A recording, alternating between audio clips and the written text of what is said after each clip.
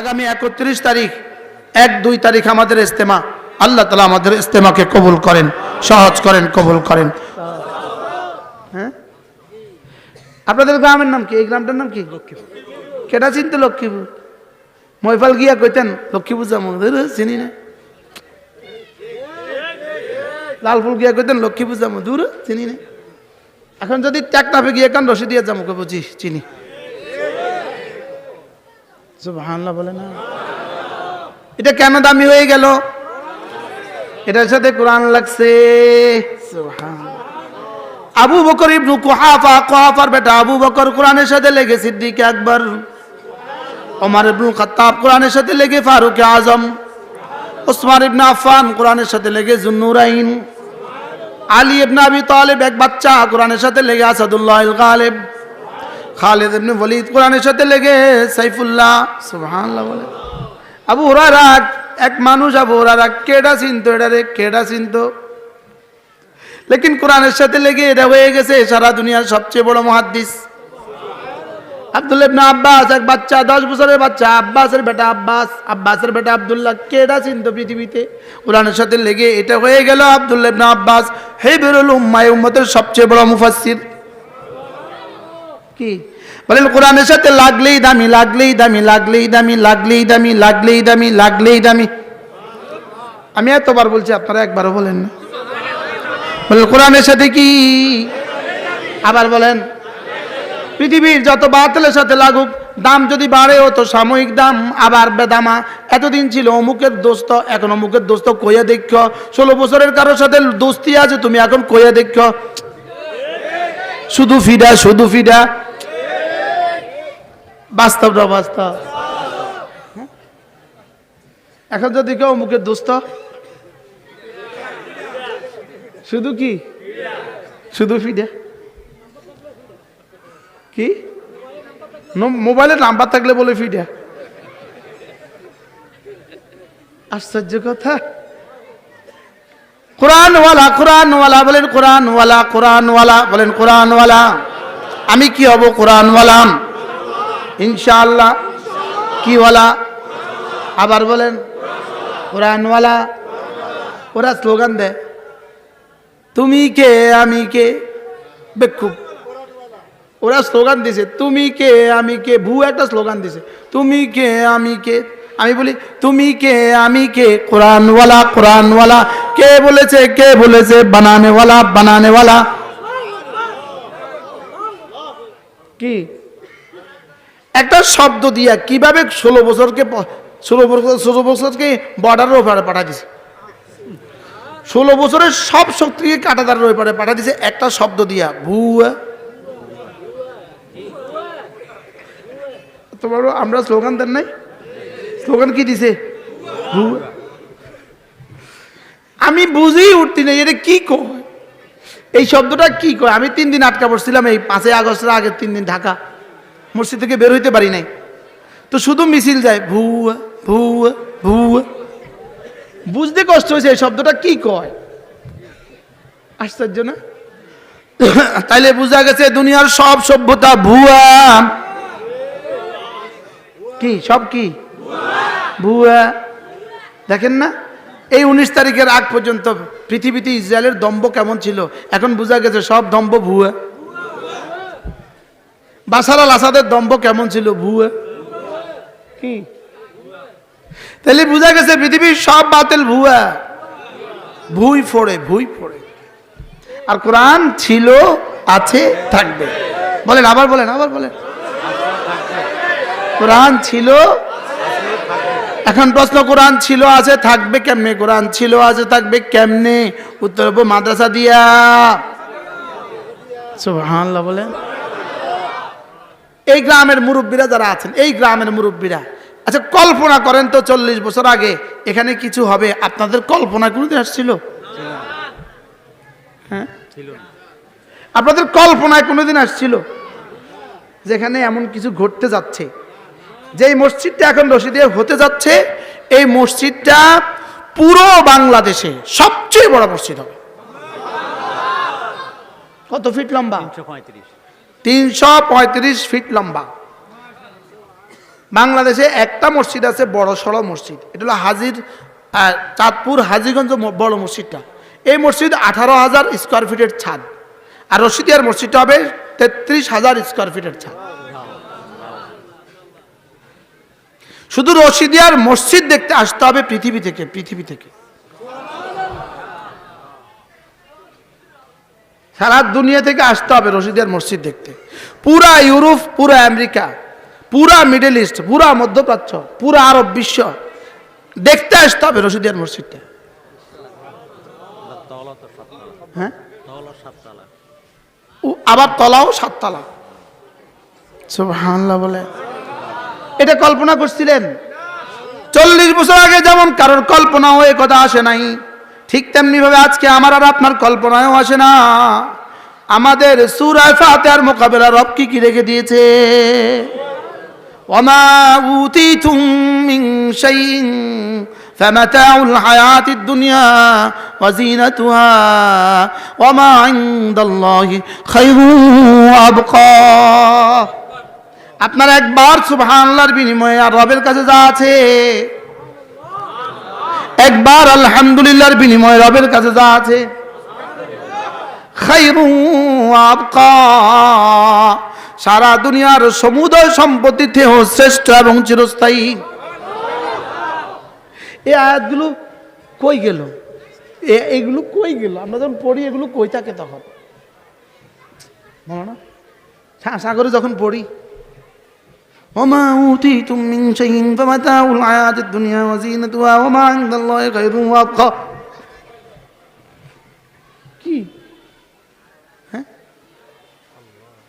যদি সারা পৃথিবীর প্রত্যেকটা মানুষের একটা বাড়ি হয়, জমিন থেকে আসমান, প্রতিটা বাড়ি যদি একটা ইট স্বর্ণের হয় আর একটা ইট হীরার হয়, প্রতিটা বাড়ির গায়ে যদি লিখে দেওয়া হয় এটা না কিয়ামত পর্যন্ত স্থায়ী, এরপরে যে পরিমাণ সম্পদ হবে, আল্লাহর কসম কোরআনের এক হরফের দাম তার চেয়েও বেশি। কি প্রশ্ন করবেন, হুজুর যদি কোরআনের এত দাম হয় আপনাদের বেতন এত অল্প কেন?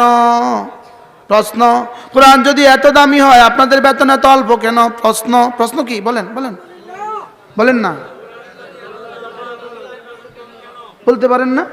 কোরআন যদি এত দামি হয় আপনাদের বেতন এত অল্প কেন? ইমাম সাহেবদের বেতন এত অল্প কেন? উত্তর, নিজের একটা মেয়ে আছে 3 বছরের বাচ্চা, নিজের একটা ছেলে আছে 10 বছরের বাচ্চা, নিজের ছেলেটা স্কুলে যায় ক্লাস 2তে, বাবাকে বলে বাবা আমি স্কুলে যাব, কত টাকা দাও?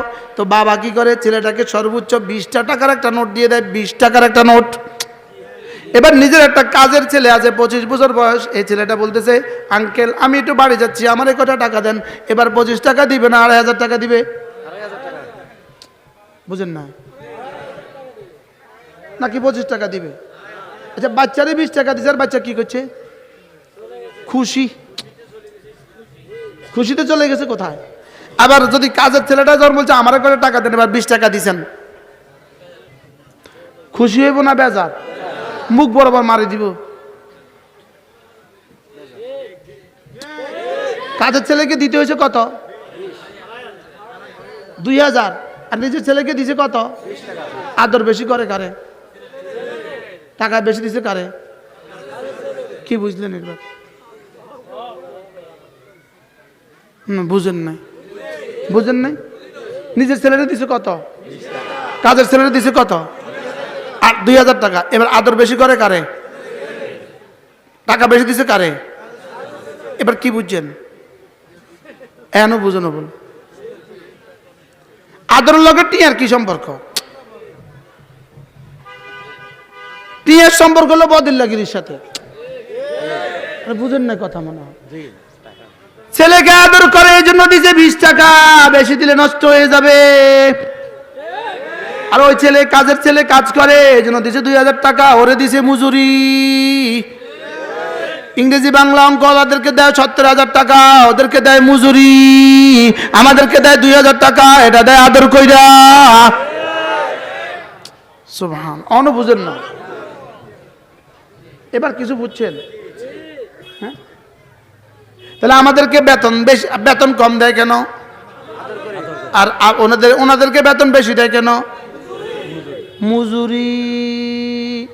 আচ্ছা এবার বলুন তো দেখি, ছেলের বিয়ে মেয়ের বিয়ে দিচ্ছেন, মেয়ের বিয়ে দিচ্ছেন, দ্বিতীয় দিন বর ঘরে রয়ে গেছে, দুলাটা ঘরে রয়ে গেছে, জামাইটা ঘরে রয়ে গেছে।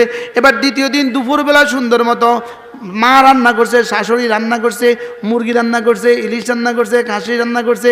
এবার মুরগি খেতে বসছে একসাথে, নিজের ছেলেটাও আর জামাইটাও একসাথে খেতে বসছে।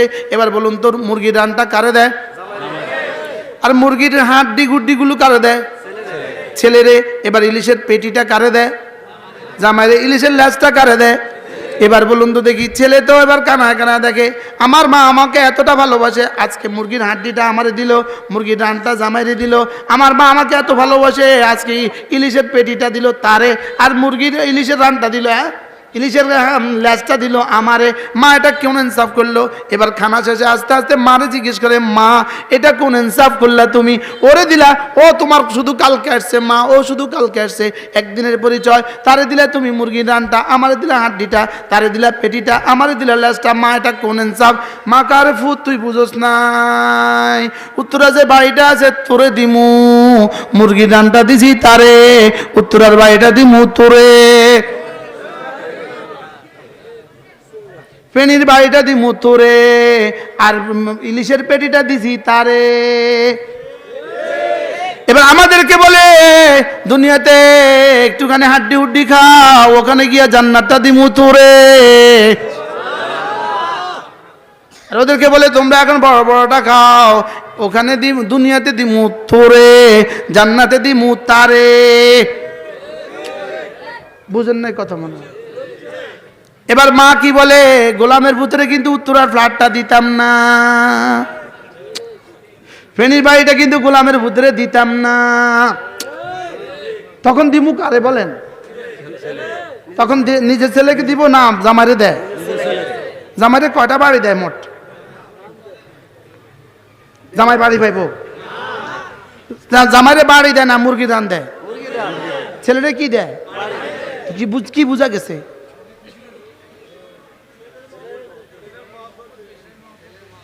তাহলে বোঝা গেছে এখানে দেওয়া না দেওয়া দিয়ে এটা ক্ষণস্থায়ী, এটা দেওয়া না দেওয়া দিয়ে কিছু আসে যায় না। মূলটা দিব তোরে, ক্ষণস্থায়ীটা দিছি তারে। আল্লাহ মনে হয় কিছুটা বুঝছে। কি বুঝছেন এবার বলেন? অনুবুঝো না। জান্নাত দিব কোরআনওয়ালাকে, দুনিয়াতে বেতন একটু কম দিমু। কি জান্নাত দিবে কাকে? মনে না? আচ্ছা যদি দুনিয়া আমরা জান্নাত না দেয় আমরা এত কষ্ট করে কি লেগা? এক আশায় তো আমরা বুক বেঁধে আছি। হ্যাঁ, এজন্য দুনিয়া আল্লাহ কাকে কদ্দুর দেন, যাকে যদ্দুর চান তাকে তদ্দুর দেন। দুনিয়া কাকে কদ্দুর দেন, যাকে যদ্দুর চান তাকে তদ্দুর দেন। জান্নাত আল্লাহ কাকে কদ্দুর দিবেন? জান্নাতি যা চাইবে সব দিয়া বাকিটা আল্লাহর ক্ষমতা মতো দিয়ে দিবে। দুনিয়া আল্লাহ তাআলা দেন আল্লাহর এরাদা অনুযায়ী, জান্নাত দিবেন আল্লাহর ক্ষমতা অনুযায়ী। দুনিয়া দেন কি অনুযায়ী? এরাদা মানে কি রে বাবা? ইচ্ছা। দুনিয়া দেন এরাদা অনুযায়ী, জান্নাত দিবেন ক্ষমতা অনুযায়ী। আল্লাহর এরাদার সর্বনিম্ন কদ্দুর? এরাদার সর্বনিম্ন নাই, এরাদার সর্বনিম্ন নাই। আর ক্ষমতা আল্লাহ তাআলার ক্ষমতার সর্বনিম্ন কদ্দুর? ক্ষমতার সর্বনিম্ন পরিমাণ 10 দুনিয়া বরাবর জান্নাত। এই ক্ষমতার সর্বনিম্ন পরিমাণ কদ্দুর? আচ্ছা এখানে মেম্বার সাহেবরে দাওয়াত দিলেন, মেম্বার সাহেবরে দাওয়াত দিয়ে বললেন, মাননীয় মেম্বার সাহেব আপনার কাছে আমরা আমাদের প্রজেক্টের জন্য 5 কোটি টাকা চাচ্ছি। মেম্বার কবে মাথা খারাপ, এটা কি আমার আওতাধীন আছে? না, এটা আমার আওতাধীন নাই। বুঝেন নাই? এবার যদি প্রধানমন্ত্রীকে দাওয়াত দিয়ে বলেন, মাননীয় প্রধানমন্ত্রী সাহেব আমাদের প্রজেক্টে 5 টাকা দিলে ভালো হয়, পাগল, মাথা খারাপ, আমাকে বেইজ্জত করেছে। আর বাস্তব না বাস্তব? আচ্ছা 50 টাকা দিলে ভালো হয়, 5,000, 50,000, 5 লাখ, 5 লাখ টাকা চাইলে প্রধানমন্ত্রীর কাছে বেইজ্জত হয় না? ইজ্জত হয়। আল্লাহ কয় আমি আমার কালামের জন্য যা রেখে দিয়েছি এটা দুনিয়া দিলে লোড মানবে না, এই জন্য দুনিয়া দিতাম না। সুবহানাল্লাহ বলেন না? দুনিয়া দিলে কি মানবে না বলেন? লোড মানবে না তো, দুনিয়া দিলে লোড মানবে না তো। আচ্ছা, আদর করে যদি 10 বছরের ছেলেটার মাথার উপরে 2 মণ চাল দিয়ে দিলেন, থাকবো না, মারা যাবে? আমাদের একবারের সুবহানাল্লাহ দেওয়ার জায়গাও দুনিয়াত নাই। কি নাই বলছি বলেন? দুনিয়ার জায়গা নাই। সুবহানাল্লাহ, দুনিয়াত কি নাই বলেন? একবার কালেমায়ে তৈয়বা পুরস্কার দেওয়ার জায়গা দুনিয়াত নাই।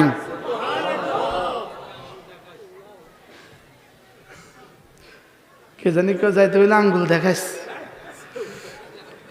ওয়াজ বুঝছে আজকে মাশাআল্লাহ।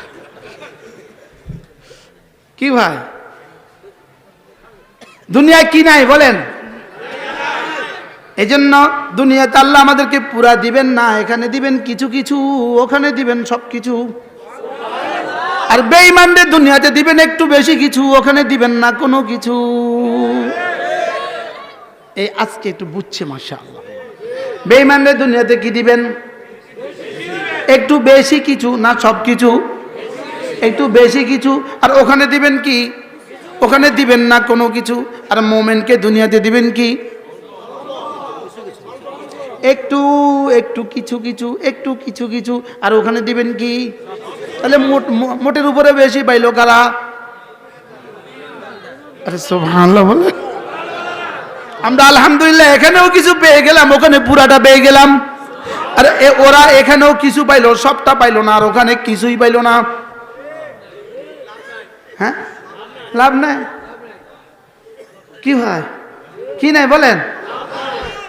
এজন্য ইয়া আইয়ুহাল্লাযীনা আমানু যকুরুল্লাহা যিকরান কাসীরা, হে ঈমানওয়ালারা বেশি বেশি করে জিকির করবা, বেশি বেশি করে জিকির করবা, বেশি বেশি করে জিকির করবা, বেশি বেশি করে জিকির করবা, বেশি বেশি করে জিকির করবা। বলেন, আমি এতবার কইছি, আমরা একবারও কন না।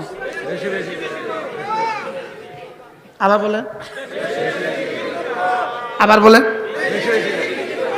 আচ্ছা, একটা দলিল দেখান, বেশি বেশি করে কথা বলবা, বেশি বেশি করে পান খাইবা, বেশি বেশি করে ফেসবুক টানবা। কি দলিল আছে? তাহলে কি কি দলিল আছে? কি দলিল? বেশি বেশি করে কি করবা? আমি বললাম রব্বুল আলামিন, আমি যদি বেশি বেশি জিকির করতে অভ্যস্ত হয়ে যাই, আমার জিহ্বা যদি বেশি বেশি জিকির করনেওয়ালা হয়, আপনি কি দিবেন? রব্বুল আলামিন বলেন, যাও কথা দিলাম, হুয়াল্লাযী ইউসাল্লি আলাইকুম, তুমি জিকির করবে যত, আমি রহমত দিব তত। কি ভাই বলেন? জিকির করবে যত, রহমত দিব তত। আবার বলেন, বাহ বাহ বাহ বাহ বাহ।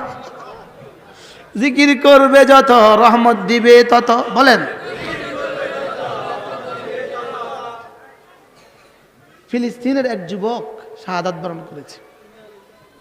এই যুবক ছিল প্লেয়ার, খেলতো। এই যুবক খেলতো, এই যুবক ক্রিকেট খেলতো। এই যুবক শাহাদাত বরণ করার পরে তার পকেট থেকে একটা চিঠি পাওয়া গেছে। এটা কি পাওয়া গেছে? চিঠি। ওই চিঠির মধ্যে, চিঠি নয়, একটা চিরকুট পাওয়া গেছে। ওই চিরকুটটা হলো এই যুবকের ডায়েরি। সে ডায়েরির মধ্যে লিখা, তার ডেট ওয়াইজ, জানুয়ারির এত, জানুয়ারি 2, 3, 4, ডেট ওয়াইজ লিখা আছে আজকের দিনে আমি কয়টা গুনাহ করেছি। সে ডেট ওয়াইজ লিখে রেখেছে। ডেটে লেখা ক্রস, গুনার খাতা cross cross cross cross cross.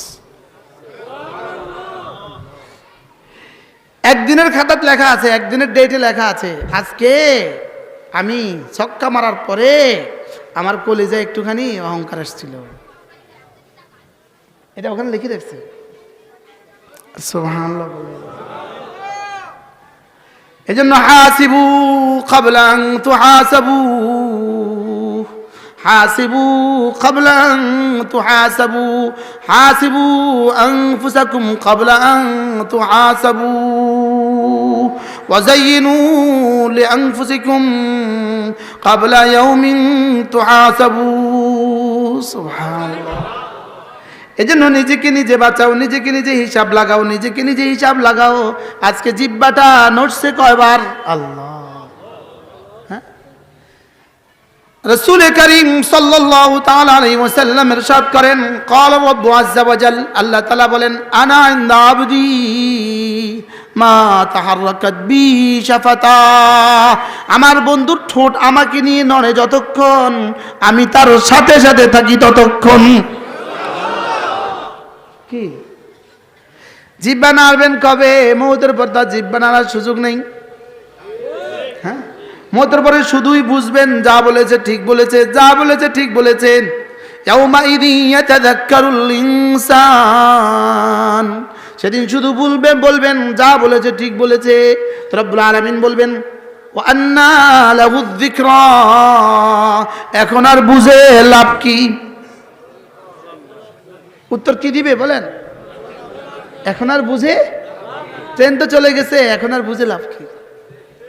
বিমান তো চলে গেছে, এখন আর বুঝে লাভ কি? ব্যাংকের দরজাটা বন্ধ হয়ে গেছে, এখন আর বুঝে লাভ কি?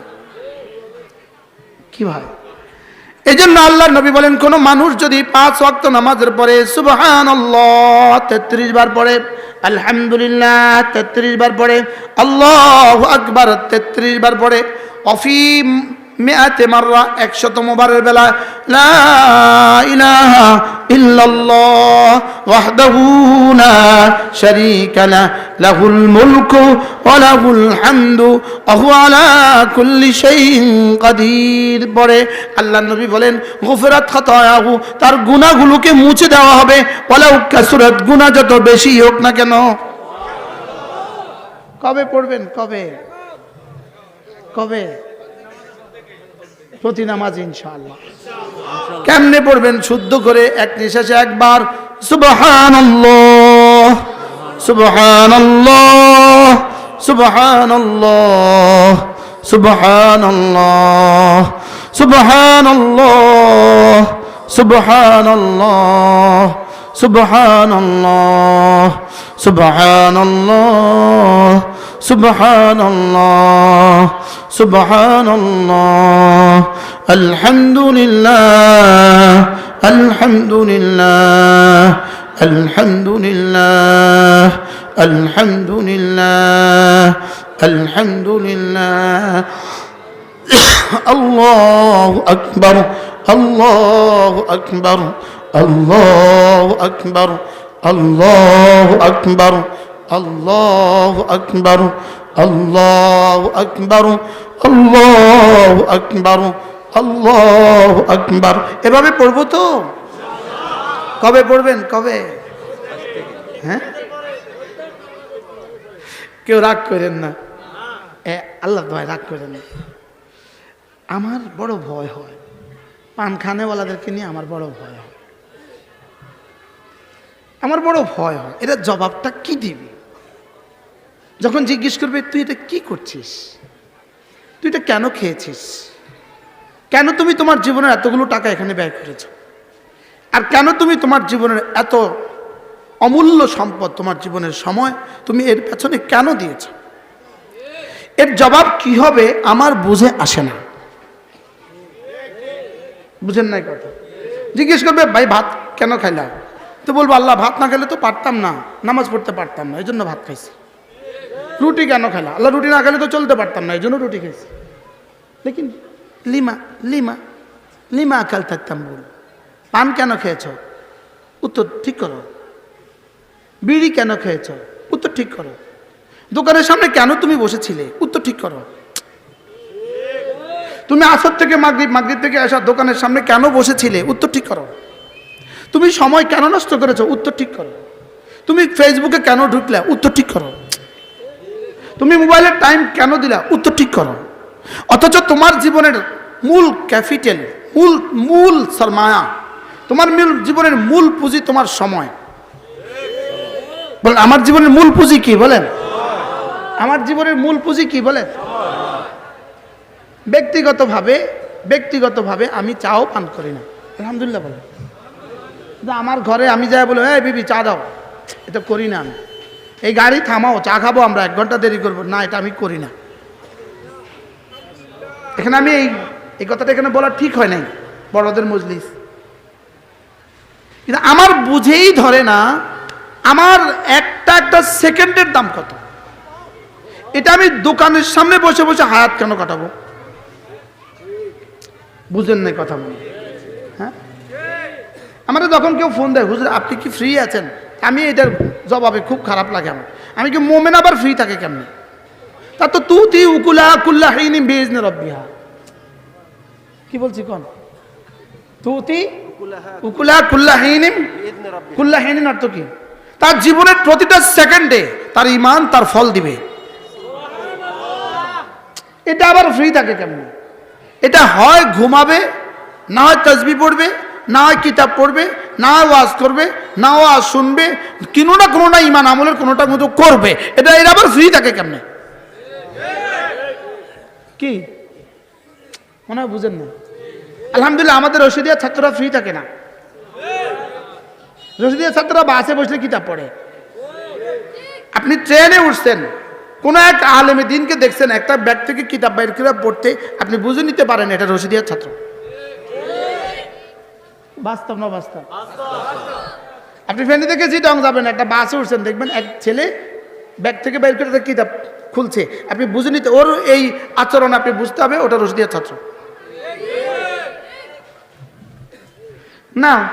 মুসলমান আবার ফ্রি থাকে, তার হায়াত নাকি কাটে না, তার সময় কাটে না, এই জন্য সে টেলিভিশন কিনছে। কি তার হায়াত? তোমার হায়াত কি এই জন্য দিয়েছিল? তোমার হায়াত আল্লাহ তাআলা মেহেরবানি করে আমাদের জীবনকে দামি বানাবার তৌফিক দান করেন। এই গতকালকের ওই কথা বলবো, কোন এক জায়গায় একটা মাহফিল চলছিল, রাত কয়টা বাজে রে আরিফ? গভীর রাত। কোন এক জায়গায় সারা রাত ব্যাপী রাত্রে মাহফিল চলতেছিল। তো এক মহিলা বোরকা পরে, এক মহিলা তার ঘর থেকে ছুটে আসছে, আয়সা সোজা স্টেজ উঠছে, আয়সা বলছে আপনাদের কাছে মাপ চাই, আপনাদের এই মাহফিল অবশ্যই ভালো, লেকিন আপনাদের মাইকের কারণে যে পুরো গ্রাম কষ্ট পাচ্ছে, এর জবাব কি দিবেন? আমি ওই বোনকে বলবো, আপনি যে আচরণ করেছেন দুঃসাহসিক, এটা নিশ্চিত ভালো আচরণ আপনি করেছেন, আপনি পুরো জাতির জন্য একটা শিক্ষা দিলেন আপনি পুরো জাতিকে। লেকিন এর পাশাপাশি আমি আপনাকে বলতে চাই, প্রশাসনকে বলতে চাই, এদেশের প্রতিটা ওরস, তথাকথিত ওরস, প্রতিটা ওরস সারা রাত গান চলে। বাস্তব না বাস্তব? এগুলোর দিকে প্রশাসন দৃষ্টি দেওয়া উচিত। আর যে মাহফিলগুলো সারা রাত ব্যাপী চলে, এই মাহফিলগুলোকে সংকুচিত করা উচিত। বাস্তব না বাস্তব বলেন? যে মাহফিলগুলো রাত 12টার পরে মাইক চলে, এগুলোকে বন্ধ করা উচিত। এগুলোকে বন্ধ করা কি উচিত? আপনার এই মাইকের জন্য আপনাকে জবাবদেহি করতে হবে আল্লাহ তাআলার কাছে। আপনার এই মাইকের কারণে হাজারো অসুস্থ মা কষ্ট পাইছে, হাজারো অসুস্থ বুড়ো কষ্ট পাইছে। যদি ওই গ্রামে কোনো পরীক্ষার্থী ছেলে থাকে, সে রাতে ঘুমাতে পারে নাই, সে পরের দিন পরীক্ষাটা কেমনে দিবে?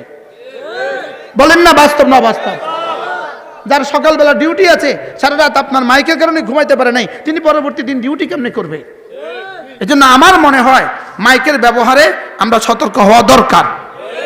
এজন্য আল্লামা তাকি উসমানী দামাত বারাকাতুহু একটা মুস্তাকিল রিসালা আছে, মুস্তাকিল রিসালা, লাউড স্পিকার কে সহি ইস্তেমাল, মাইকের সহি ইস্তেমাল। মাইকের কি? 100 জন মানুষ সামনে আছে, আপনি 1000টা মাইক কেন লাগালেন? আপনার এই পরিধিতে মাইক হলেই হয়, আপনি পুরো গ্রামে কেন মাইক লাগালেন? এগুলো ইসলাম কিনা বলেন? এগুলো ইসলাম, এগুলো বোঝা দরকার। এগুলো কি যেন ওই মা কি পরিমাণ কষ্ট পাইলে, এক মহিলা সে রাত 3টা বাজে বোরকা পরে সে স্টেজে চলে আসছে। আপনারা এটা থামান, আমার গ্রামের মাইক বন্ধ করেন, আমরা আর পাচ্ছি না সইতে। ওই মাকে অসংখ্য ধন্যবাদ। এই মা যদি বাংলাদেশের জন্য একটা মডেল স্থাপন করতে পারে, কি বলেন? এই জন্য কোনোভাবেই কোনো মাহফিল রাত্রেবেলা দেওয়া ঠিক হবে না। মানে রাত 11টার পরে 12টার পরে কোনো মাহফিল যেতে পারবে না। তো যদি মাহফিল যেতে না পারে, ওরস যাবে কেন? বাংলাদেশের কোন ওরস, তথাকথিত ওরস, এটা ভান্ডারীদের উৎসব, এটা কিন্তু ইসলামের উৎসব নয়। বলেন ওরস ভান্ডারীদের উৎসব, বলেন কি বলছি বলেন? দুর্গা পূজাও 12টার পরে মাইক চলতে পারবে না, ওরসও 12টার পরে মাইক চলতে পারবে না, কোন মাহফিলও 12টার পরে মাইক চলতে পারবে না। কি বল ঠিক নেই? মাহফিলও চলতে পারবে না, দুর্গা পূজাতেও চলতে পারবে না, ওরসও চলতে পারবে না। আল্লাহ হঠাৎ মনে হয়ে গেল আল্লাহ এই মাকেও সহি বুঝ দান করেন। সে বারবার বলেছে আমি আপনাদের দুশ্মন নই, আমি আপনাদের দুশ্মন নই, কিন্তু আপনাদের মাইকে তো আমরা আর পাচ্ছি না, আমরা কি করব? গত 3-4 দিন আগে আমরা এক জায়গায় ছিলাম, সিলেটের এক জায়গায় হবিগঞ্জ, সারা রাত 1 সেকেন্ডের জন্য আমরা ঘুমাইতে পারি নাই। অদূরেই একটা ওরস চলতেছিল, সারা রাত নর্তকী দিয়ে গান বাজাইছে। এগুলো ইসলাম? ইসলামের সাথে এগুলো কোনো সম্পর্ক আছে? আল্লাহ তাআলা আমাদের সকলকে কথাগুলো বোঝা মানা সহজ করে দেন। সকলে বলেন আমিন। যাদের ওযু আছে তারা ইনশাআল্লাহ সোজা মসজিদে চলে যাব, আর যাদের ওযু নেই তারা ওযু করব। প্রত্যেকটা মুসলমান জামাতের সাথে নামাজ পড়বো ইনশাআল্লাহ।